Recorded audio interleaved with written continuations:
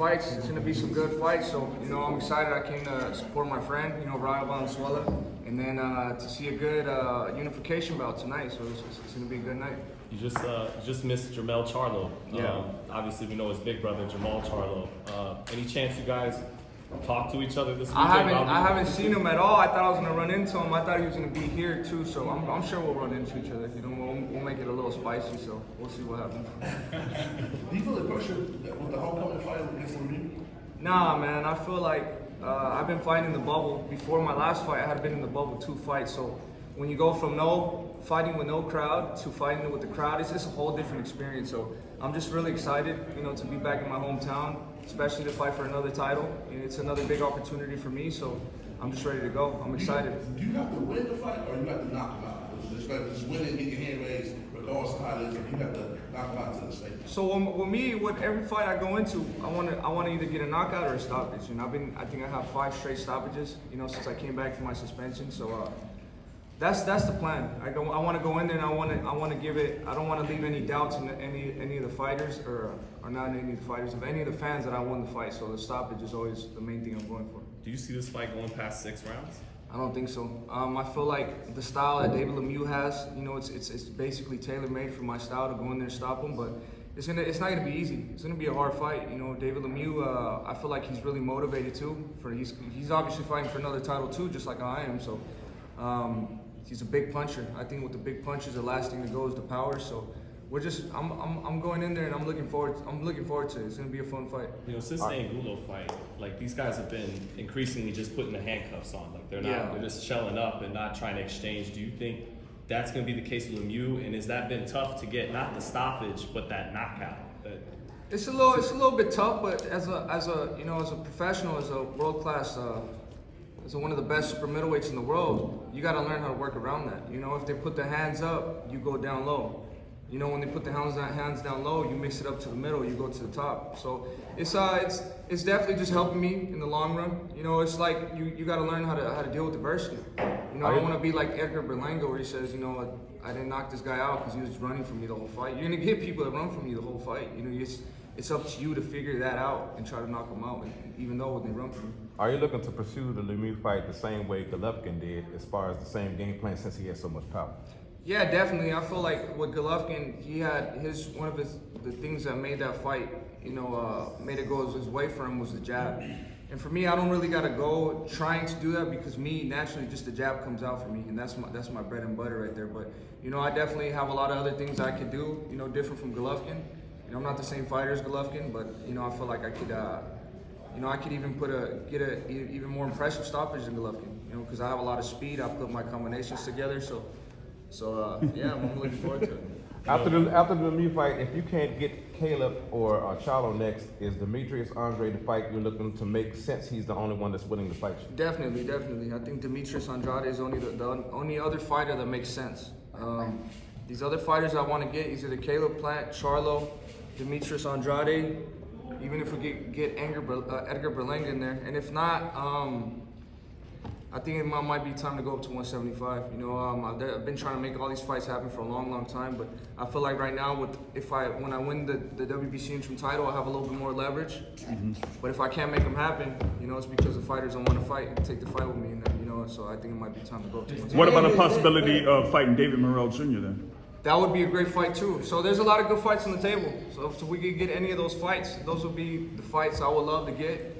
But like I said, if I can't get any of those fights, then I might go up to 175. Now you had a fight against. Is there any truth to Samson saying that just to get into talks with Boo Boo, they need at least a $7 million? No, it's not true at all. It's not true at all. I feel like if I want to get the fights, I want to sacrifice a little bit less money to get the opportunity to get my name out there, and that's what's going to happen.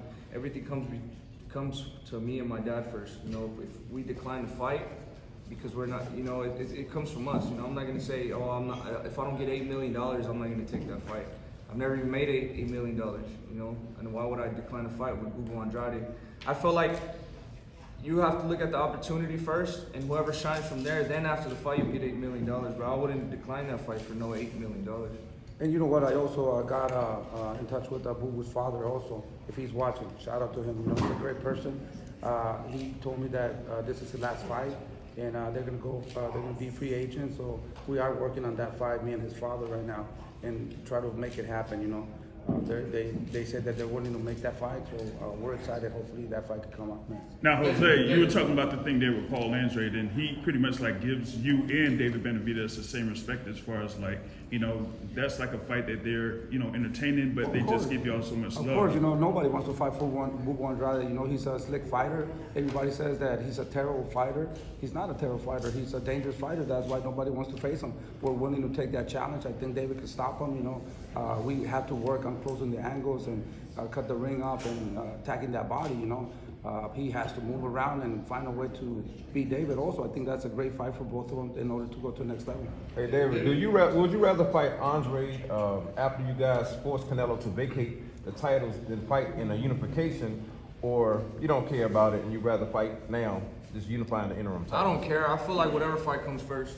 You know, right now, to be honest, I'm kind of like forgetting about a Canelo fight because he's over there on Daz and he's doing his thing. He's saying he's gonna fight Bivol and Golovkin, and then I heard he might fight John Ryder.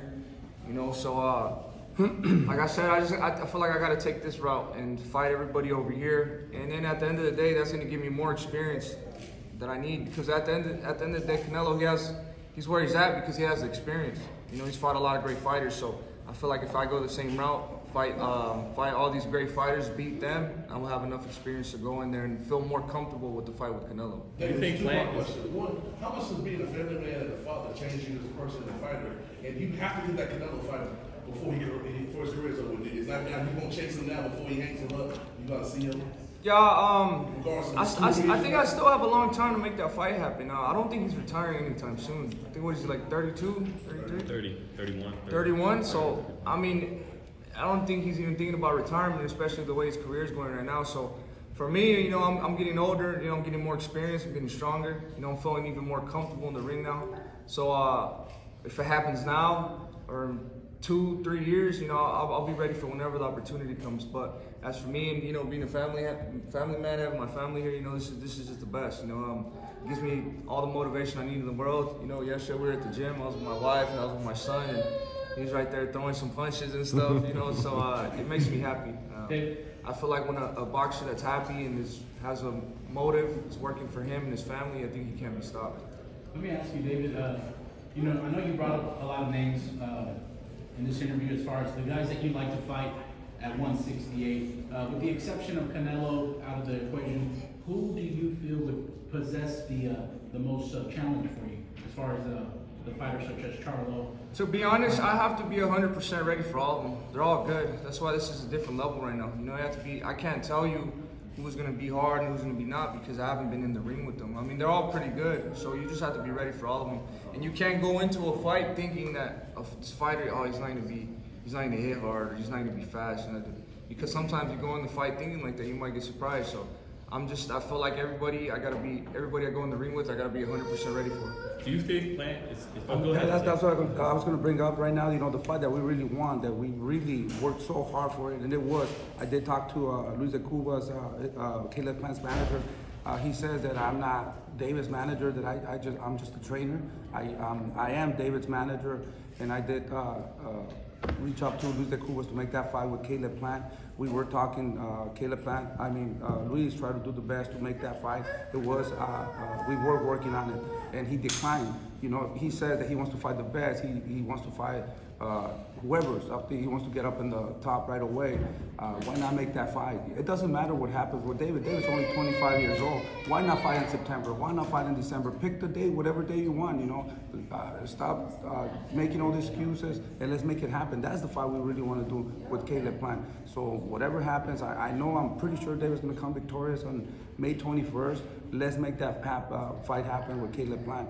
December, September, whenever he wants to do it. Do you guys think he's serious about fighting you in the second half of the year?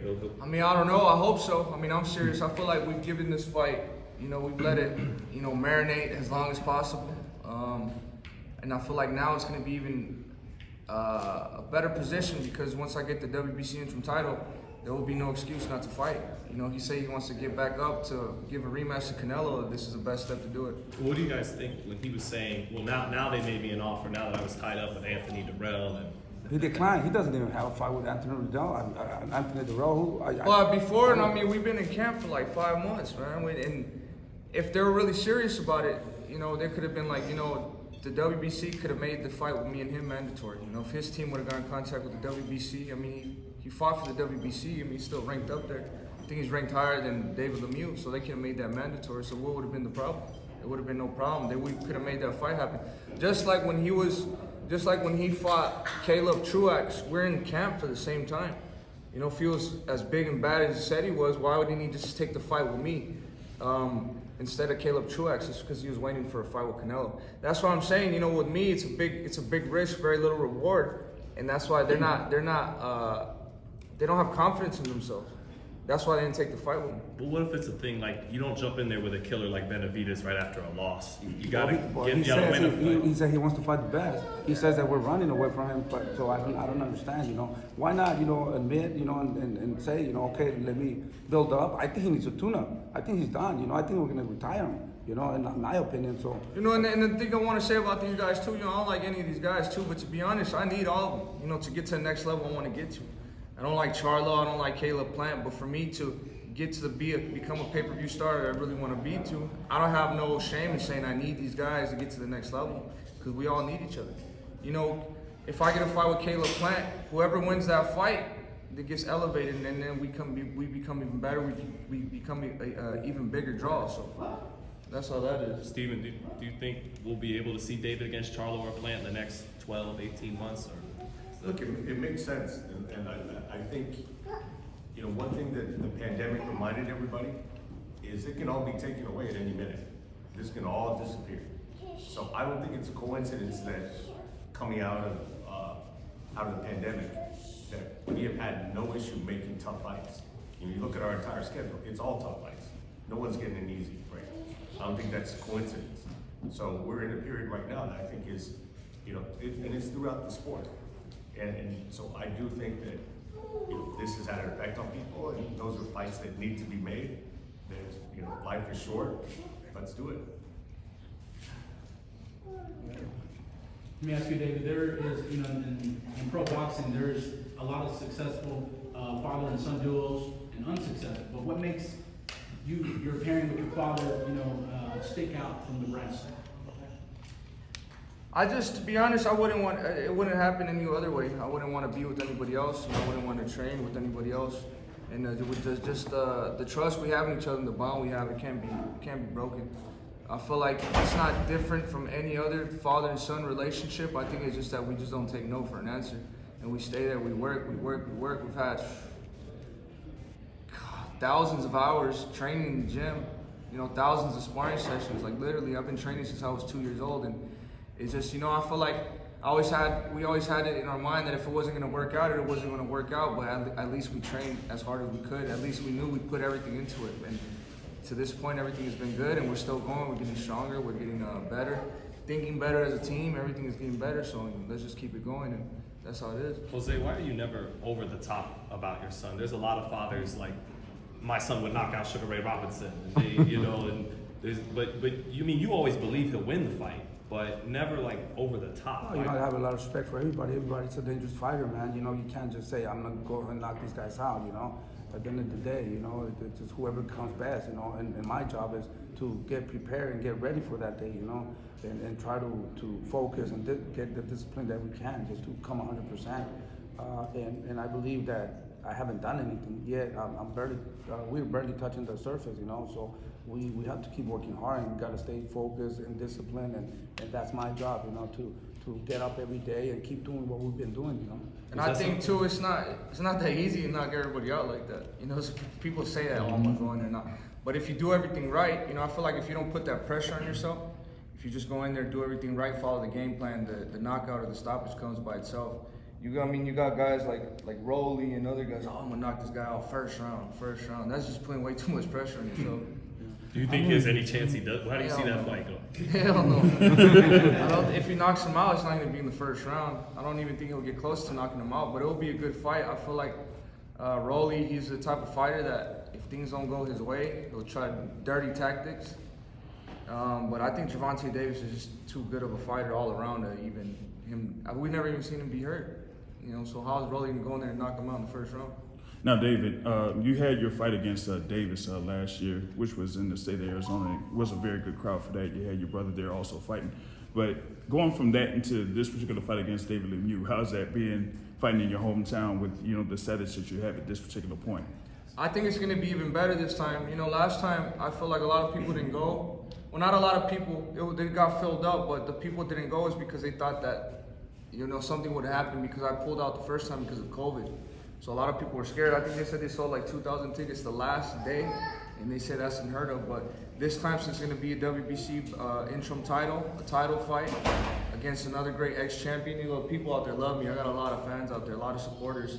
So I feel like this time they made it in an even bigger arena. What is it?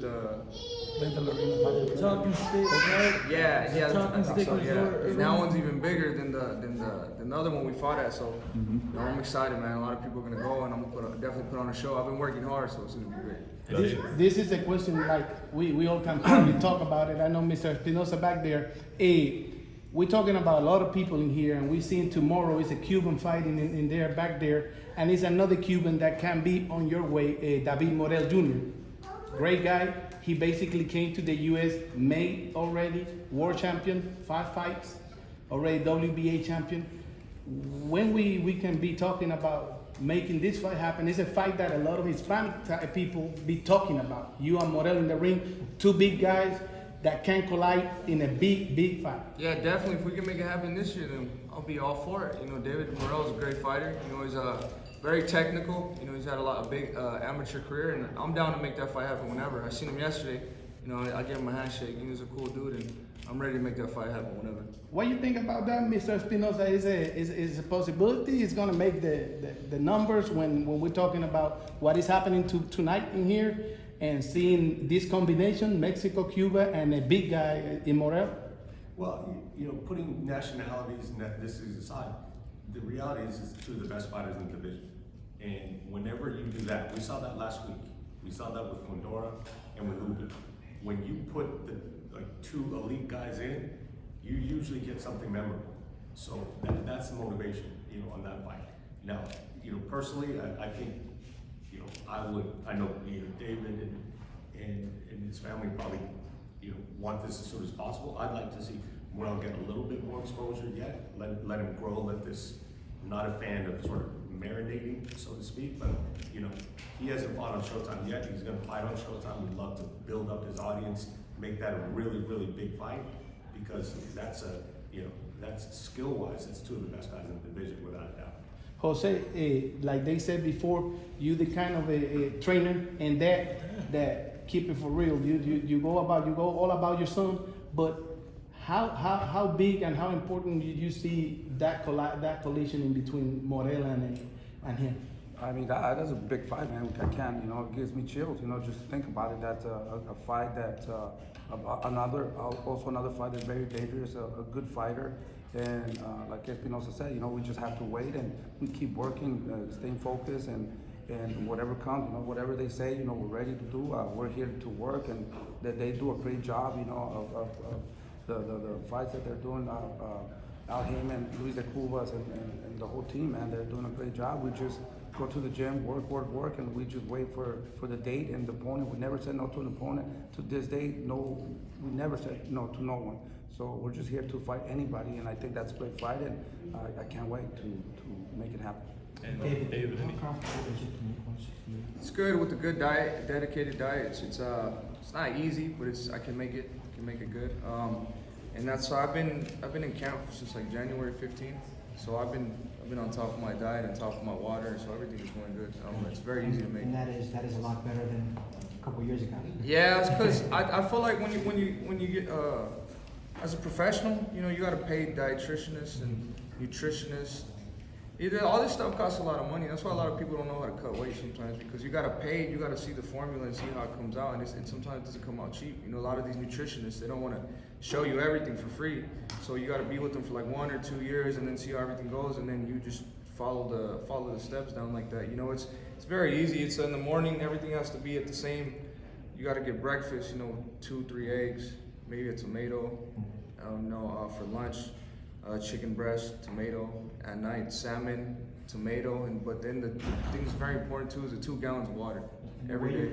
The way you're cutting weight now, how much of it is it making you a better fighter too? It's making me a better fighter because every time I train now, and you know when you cut weight, you get a little bit dehydrated, and now I'm not dehydrated at all. I can push through all my workouts with a lot of energy and a lot of intensity too. So that's what helps me a lot. I put 110% in every workout.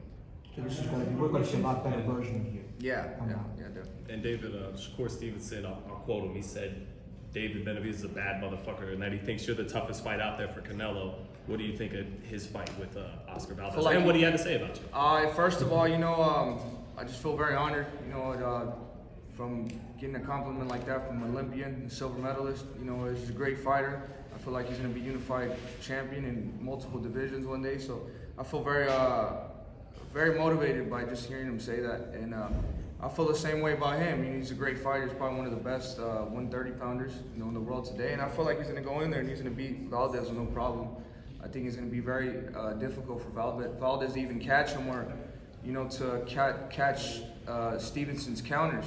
And Stevenson, he's a bad motherfucker as well. So I'm very happy to hear that from him. And with Joe Smith and Better, do you have any thoughts on that? And would your speed be too much for either one of them, regardless? That's a great fight. That's one of the fights I'm most excited about this year. Just to watch as a fan. I feel like, to be honest, I feel the experience is on Joe Smith's side because he's fought Bernard Hopkins, he's fought Demetrius Bivol, he's fought what's his name, Sullivan Barrera. He's fought a lot of good guys. Jesse Hart. And then he hits hard too. So I feel like they're both motivated. This is a different level. They're very motivated to become unified 175 champion too. But just the way I was seeing Beterbiev fight when he fought that one dude, Marcus Brown. Alexander Bosnick, and I've sparred Alexander Bosnick too, and I've heard him.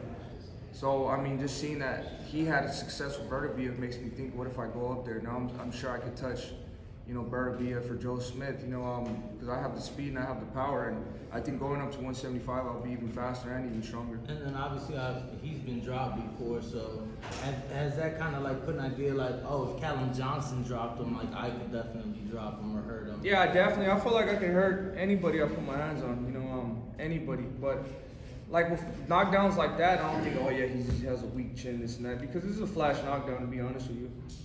That wasn't his first knockdown. No, it wasn't his first? No, he got dropped earlier in his career. I can't. Okay, well then maybe he has a, if I catch anybody with the right shot, I could drop anybody. But like I said, I don't think about that. I think about, just being the best version of myself, worrying about speed, combinations, power shots, body shots, and that way I could, when I'm 100% and I can see how I'm doing, then I can look at a fighter and see what I could put in or what the type of combinations I could use. Thanks, David. Thanks, guys.